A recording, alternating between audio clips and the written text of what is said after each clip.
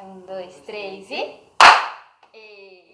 Olá, tudo bem? Hoje eu vou fazer uma entrevista com uma pessoa que me iniciou nesse negócio aqui de comunicação não violenta. Ela também dá treinamento, workshop, grupo de prática de comunicação não violenta. Ela é a Carol Nalon. Tudo bem, Carol? Tudo bem, Jaque. Prazer estar aqui. É muito bom saber de tudo que você faz com tanto carinho para as pessoas que te acompanham, seus clientes, né? Então, espero poder contribuir. Bom saber que foi através do meu trabalho que você deu início a isso. Fico feliz pra caramba.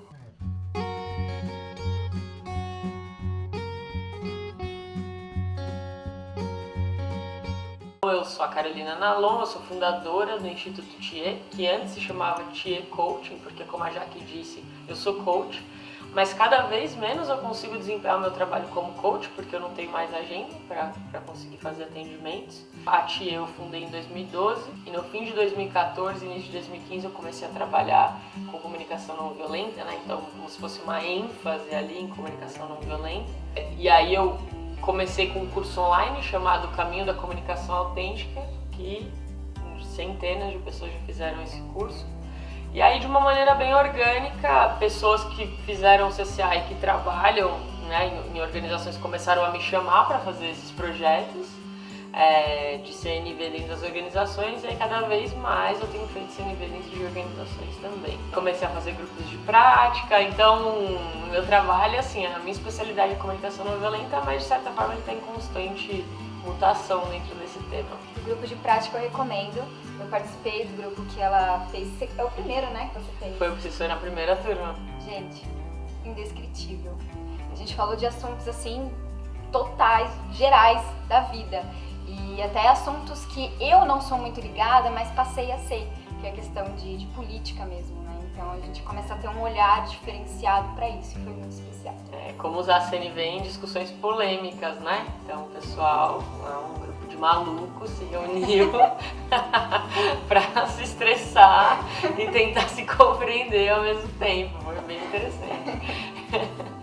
Hoje a nossa entrevista, ela vai falar sobre um pouco de como a gente manter a empatia em momentos de estresse, momento de raiva, nas nossas relações, nas nossas conversas, porque quando o bicho pega a gente sabe que é difícil a gente manter essa conexão com a pessoa. E antes de mais nada, já que acho que eu queria falar que eu vou falar aqui sobre como ter empatia pelos filhos, como manter essa posição da empatia. E antes de mais nada dizer que para as mães não escutarem isso de forma alguma como mais uma cobrança, né? Porque se tem um ser que se cobra, que se culpa, são as mães. Então que para isso que nada do que a gente vai falar aqui chegue nesse lugar, de, tipo, apontando o dedo, tá vendo? Então tem que fazer isso, porque, né, tem que ser a super mãe. Pelo contrário, né, que seja algo que chegue para elas como algo que possa ajudar e que elas façam sempre que possível, né, e que antes de mais nada elas possam ter empatia com elas mesmas, compaixão com elas mesmas, né, porque eu não sou mãe ainda, mas eu consigo imaginar o desafio. E mesmo conseguindo imaginar, eu penso que deve ser maior do que eu consigo imaginar, entendeu? Então já para vir nesse lugar de não cobrança, de sem apontar o dedo, né? E a gente vai falar aqui um pouquinho sobre essa parte da empatia, mas porque é muito difícil a gente conseguir se conectar com a pessoa nesses momentos difíceis, nessa conversa difícil, né? Eu queria que você definisse um pouquinho o que seria uma conversa difícil para você. Acho que uma conversa difícil para mim é uma conversa que eu sei que vai mexer com a base emocional de alguma relação, seja com a minha base, com a base da outra pessoa que está falando, que eu sei que aquela conversa vai mexer em algum ponto que é muito difícil mexer para mim, ou que é muito difícil de mexer para o outro, né? É uma conversa que eu não sei nem por onde começar a ter. Porque eu tenho vontade de conversar sobre tudo aquilo, mas eu não sei como criar um momento, não sei como chegar para falar com a pessoa, né? Ou é uma conversa que eu sei que eu preciso me desculpar, ou uma conversa que eu sei que eu quero que a outra pessoa se desculpe. Então são essas conversas que mexem com a gente, né? E eu acho legal que você perguntou o que é uma conversa difícil, porque geralmente as pessoas perguntam sobre pessoas difíceis, né? Mas esses dias eu estava lendo um livro chama The Empathy Factor, né? O fator empatia da Mary Miyashiro. E ela fala que, pessoa difícil não existe. O que existe é só falta de habilidade para lidar com aquela pessoa. Né? Porque ela pode ser uma pessoa difícil para você, mas para alguma outra pessoa ela pode ser uma pessoa fácil. Então é sempre então acho que tanto uma pessoa difícil quanto uma conversa difícil é algo que exige algo que está um pouquinho acima da nossa habilidade de fazer. Muitas vezes as mães chegam e falam pra mim que os filhos delas são difíceis de lidar, que elas falam com os filhos e eles não ouvem. Ah, mas eu falo milhares de vezes e parece que ele não tá nem aí, ele não me ouve. A gente enquadra, a gente coloca a pessoa como, né, esse centro do problema, né, em vez de separar ela do comportamento, né? Sim, e é interessante, né, porque essas duas coisas que você falou, ele não me ouve, ele é muito difícil. Na CNV a gente fala que isso são todas interpretações, né? Tudo bem, você pode interpretar como sendo dessa forma, mas que efeito será que tem se eu falo isso pro meu filho? Ah, você não me ouve, você é difícil, você é... Né? O Marshall dizia que as nossas interpretações, elas se tornam quase que profecias autorrealizáveis, né? Porque a pessoa vai se identificando com aquilo que você diz que ela é. Eu vi um vídeo seu que você falava sobre camadas das conversas. Você podia explicar um pouquinho o que seriam essas camadas? Então não é nada científico assim, é só uma coisa que eu enxergo dessa forma. Eu acho que é legal passar para as pessoas que quando a gente fala em comunicação não violenta, as pessoas acham que é só você mudar as palavras, né? Uma técnica que vai mudar o que você fala. Mas a CNV, tudo bem, até tem um pequeno ajuste nas palavras, mas a CNV, muito mais do que ter a conversa, é o que constrói a ponte para que a conversa aconteça. Então tem até um poema da Viviane Mosé que se chama Receita para Lavar Palavra Suja. E aí uma das partes do poema ela fala alguma coisa assim que a palavra não diz nada. Quem fala é o acordo estabelecido entre quem fala e quem escuta. Então a palavra, se eu viro pra você e falar assim, sua sem vergonha, que saudade de você, né? Eu acabei de chamar de sem vergonha e se a gente tem um bom acordo, você vai ficar assim, a Carol gosta tanto de mim, né? Quem nunca viu um amigo cumprimentando, tô seu mané, não sei quem, o outro fala, esse cara é brother, né? Tipo assim, o cara chamou de mané e o outro tá feliz, porque o acordo tá ok pra aquela comunicação acontecer, né? Mas às vezes o acordo não tá ok. Então é como se, para ter uma conversa, precisa ter a conexão e aqui passa a conversa.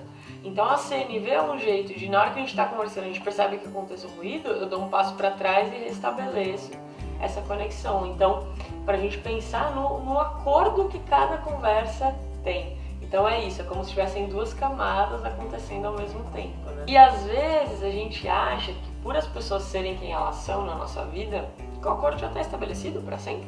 Então, meu marido tem que me entender, é minha chefe, então toda vez que eu for reclamar tem que me escutar, é meu filho, então tem que me obedecer. E a gente acha que esses acordos são fixos, né? E não é. Tanto a relação quanto o nosso equilíbrio emocional são coisas que a gente precisa cultivar na vida. Sim. Né? É uma prática constante. Assim. Se o outro não me deu atenção naquela hora que eu tava necessitando, então eu vou lá e já brigo com ele. Isso eu vejo muito acontecer. Eu também, inclusive eu sou esse tipo de pessoa, assim, e é interessante você ver que padrões você tem, né? E aí o exercício, então, eu preciso pedir.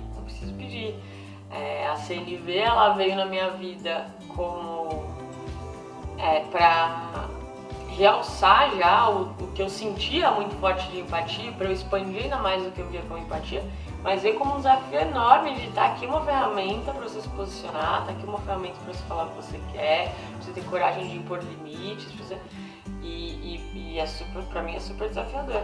E não raras pessoas da minha vida falam, eu não tenho bola de cristal, você vai pedir? Eu falo, é verdade, eu tenho que pedir. Eu acredito que essa seja uma das partes mais difíceis, porque a gente até então, a gente foi criado assim, né? Porque muitas vezes as mães querem que os filhos correspondam, né, às expectativas, e aí, mas ele é muito teimoso, ele não faz o que eu tô pedindo. E é justamente isso, a gente tentar checar também com o outro, né?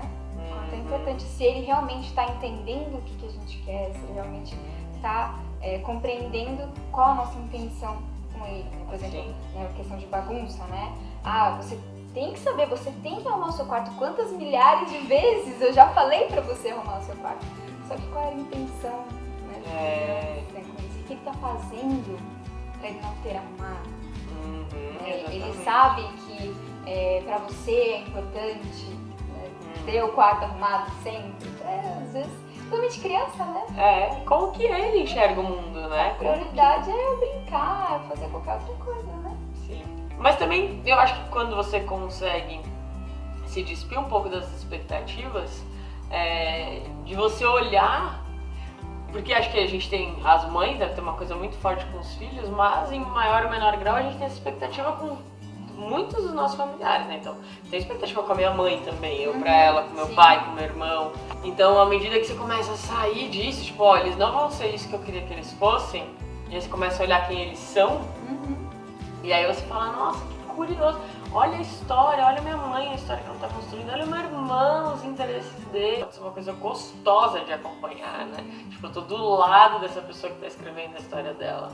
E pra gente falar, assim, sobre conversa difícil, o que eu mais vejo nas mães do meu curso, elas falarem que a teoria é linda, mas chega na hora da prática, na hora que eu tô com raiva, nada sai.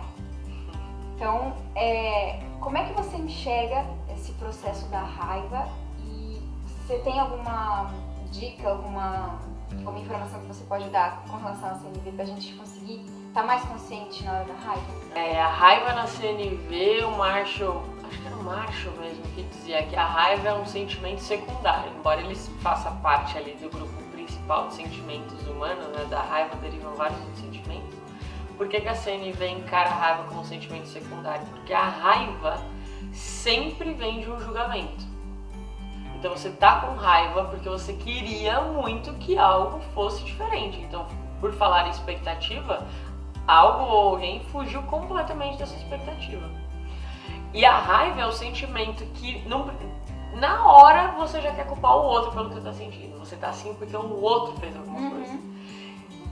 Mas é o pulo do gato, você sabe, eu tô com raiva porque eu queria muito isso. Eu tô com raiva por causa disso, né? E eu acho que uma coisa boa pra se pensar quando você tem muitos acessos de raiva em algum momento, quantos processos de raiva você já teve? Quantos episódios construtivos foram gerados a partir dessa raiva? Porque pode ser que aconteça. Às vezes a raiva pode mover a gente pra um lugar muito bom na vida. Só que, em geral, ela move a gente para um lugar, para algo muito destrutivo, para algo que a gente se arrepende depois. Então, ter isso muito claro na cabeça. Na hora que bater o momento de raiva, você lembrar, cara, eu não vou fazer algo do qual eu me orgulho. Deixa eu sair desse ambiente, deixa eu respirar um pouquinho, deixa eu falar comigo mesmo o que eu quero, deixa eu ligar para alguém, deixa eu dar uma volta na rua, uma volta com o cachorro, deixa eu escrever alguma coisa, né? Tipo, para eu não falar isso. E aí começar a pensar, e o que está acontecendo comigo? Qual foi essa expectativa frustrada? E daí como que eu vou comunicar essa expectativa frustrada para a criança? Né? Como que eu vou explicar o que acontece dentro de mim quando esse tipo de coisa acontece? Outra coisa que pode dar muita raiva na gente é quando alguém é agressivo com a gente. Sim. Né? Então tem muito caso de filho ser agressivo com a mãe. E isso acontece muitas vezes, tipo, o filho é fofo na escola, é fofo com o pai, é fofo com todo mundo, com a mãe. Chega na mãe. É o capeta, né? E aí tem até uma teoria, que eu não lembro de onde que é, mas que diz que muitos filhos fazem isso justamente porque eles sabem que ali ele encontra amor incondicional. Então é muito louco você pensar que o seu filho tá fazendo o pior dele com você justamente porque ele te ama muito e ele confia muito e se sente muito seguro do seu lado. Né? Então, vou conseguir virar essa chave, assim. Eu já ouvi falar que isso até é animal mesmo, né? Os animais relacionais também fazem isso. Com as mães. Com as mães. Eita, as mães, né? Só se lasca. E que ali tá garantido, né? Ali você sabe que, vai ter amor. E uma coisa bem interessante que o Marshall falava, que é uma frase teórica, mas eu acredito que quanto mais a gente cria intimidade com essa teoria, isso ajuda a gente na prática, que é toda agressão é uma expressão trágica de uma necessidade não atendida. Isso quer dizer que a agressividade do outro, a agressividade do seu filho com você, diz mais sobre o seu filho do que sobre você. Se ele fala, você é uma mãe terrível, eu queria ter outra mãe. Meu filho fala isso direto. Na hora você já quer, já dá uma doida no coração, você já pega aquilo pra você. Mas isso tá dizendo mais sobre ele. O que tá levando ele a falar isso? Né? Então, ao invés de pegar em você e você já se vitimizar, né, assumir essa culpa, ou, não é assim não é, né? Ou culpar ele, né? Você sabe o que eu faço por você? Pra gente sair desse jogo de culpados e inocentes, a pessoa jogou a bola pra mim, mas o que tá acontecendo com ela? Eu tentar investigar, você tá dizendo isso porque eu não deixei você continuar jogando videogame hoje, é isso? Ou tem alguma coisa a mais que você tá... Começa a investigar, né? Gera abertura com essa outra pessoa. E é claro que não é também pra gente ser indiferente, pra gente achar que nada do que a gente faz pode gerar algum estímulo pra pessoa se sentir daquela forma. Não tô falando pra gente tirar completamente a nossa responsabilidade de cada situação, mas pra gente saber que o sentimento do outro é do outro, o meu sentimento é meu, né? Então a gente começar a conseguir ter essa separação, eu acho que é algo bem importante. É um passo, acho que o principal passo, né? Sim. A gente conseguir realmente desvencilhar esses conflitos mesmo, né? Que a gente tem, que são diários. Sim. Inclusive o Marshall chamava, né? Tinha lá os estágios da libertação emocional. Então, primeiro é a escravidão emocional, que é você tá sempre ligada na necessidade dos outros, em detrimento das suas, então você tá querendo atender a necessidade de todo mundo. Aí chega um momento que você explode, fala, chega, agora é pra mim, então agora vocês vão ver que todas as mães falam, vocês vão ver o dia que eu largar a mão de vocês, como é que vai ser, e aí todo mundo fica, mas por favor, se cuida mesmo, eu nem tô pedindo pra você fazer tudo isso por mim, né, eu gostaria de ver vocês cuidando também. Aí quando ela fala, chega, agora são as minhas necessidades, aí é o do ranzinza, é a fase de ranzinza. Agora eu quero que vocês atendam as minhas necessidades. Então, enquanto a gente está nesses dois estágios, a gente fala assim, ou eu cuido de mim, ou eu cuido do outro. E a fase de libertação emocional é eu cuido de mim e eu cuido do outro. E como que eu faço isso? Através de conversas. Só que já que a gente não aprende a conversar. E é isso que me dá fôlego para fazer o meu trabalho, quando eu lembro disso. Eu acho que o seu trabalho também traz essa imensa contribuição, porque a gente acha que vai ser só tacar um monte de gente que se ama ali pra morar junto, que vai dar tudo certo. Mas não é como que essas conversas acontecem, né? E se for ver, a gente não aprende em lugar nenhum no nosso processo de educação formal a se relacionar, a conversar. Então eu acho que a CNV, ela é um bom início, assim, sabe? Ela é uma boa base pra gente entender o que tá por trás dos comportamentos, né? E começar a parar de conversar na linguagem da culpa para começar a conversar na linguagem das necessidades. Bom, então, o que a gente conversou aqui nada mais é do que a gente tentar manter essa conexão com o outro, né? E tentar cuidar de você e cuidar do outro. Então, é importante pra gente manter essas conversas difíceis, pra gente não achar que, né, a gente não vai evoluir nas nossas conversas, ou antes de você chegar e falar com a pessoa, você já achar que, eu não sei se eu vou conseguir, porque essa pessoa é muito isso. Então, tirar, sabe, isso da sua cabeça e deixar fluir o que você vai falar das necessidades mesmo, igual a gente conversou bastante aqui, que é uma das chavinhas da comunicação não violenta, e tentar manter essa conexão mesmo com o outro, né, entre você e o outro, né, saber que vocês são duas pessoas diferentes. A gente não entrou aqui nessa conversa na parte como sair da linguagem da culpa para a linguagem da necessidade, né? Que a pessoa pode assistir e falar, tá, mas e como é que eu faço isso, né? Então, claro, acompanhar o material da Jax, tá aí já no canal dela, ela fala disso. E tem também o meu mini curso gratuito. Se você colocar mini curso gratuito Comunicação Não Violenta, Carolina ou Instituto Thier no Google, já aparece ali, é um dos primeiros links. Que aí eu falo dos 4 passos da comunicação não violenta, eu dou vários exemplos de como fazer isso. Então, para quem quer começar a entrar mais, né, na CNV e saber um pouco mais sobre a minha abordagem, então o pessoal procurar. E é fantástico. São 2 vídeos e nesses 2 vídeos ela fala assim, ela dá uma aprofundada nessa entrevista que a gente fez, né?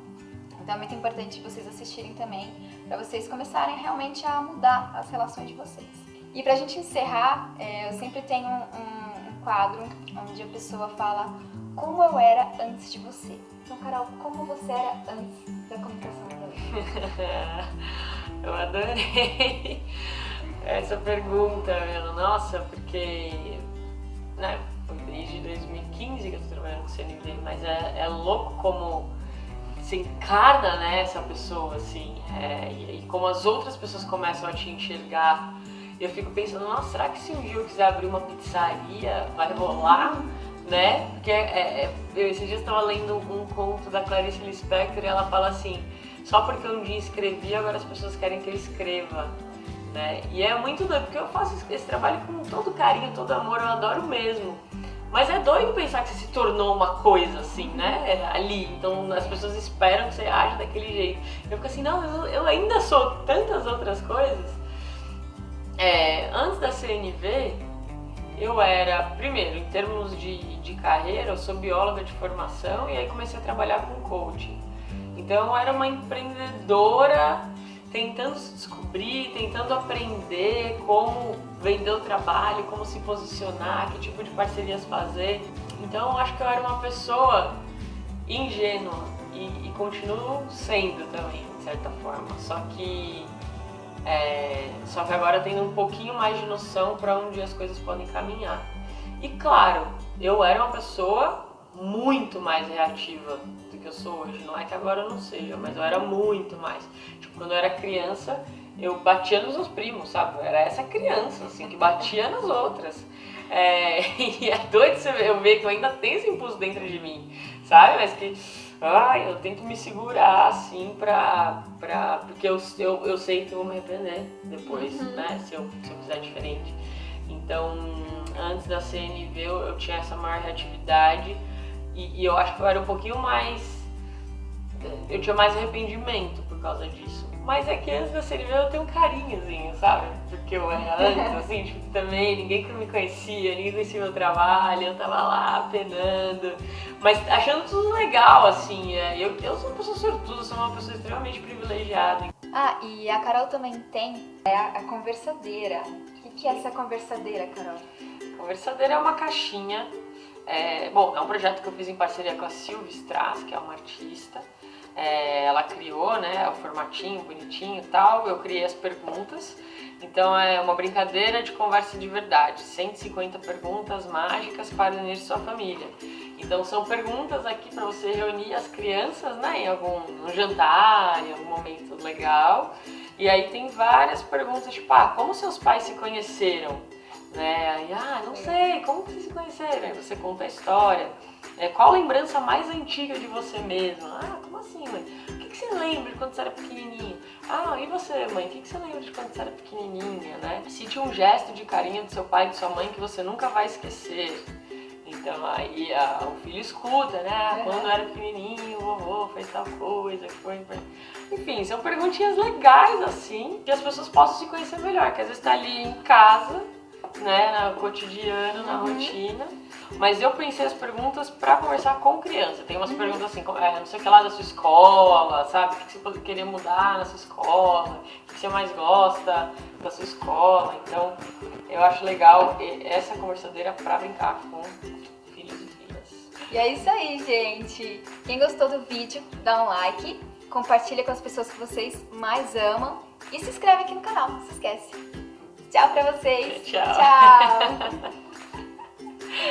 Fofo demais, né? Que bom que você pegou, eu lembrei, eu tenho que fazer mais coisa com eles. Muito legal.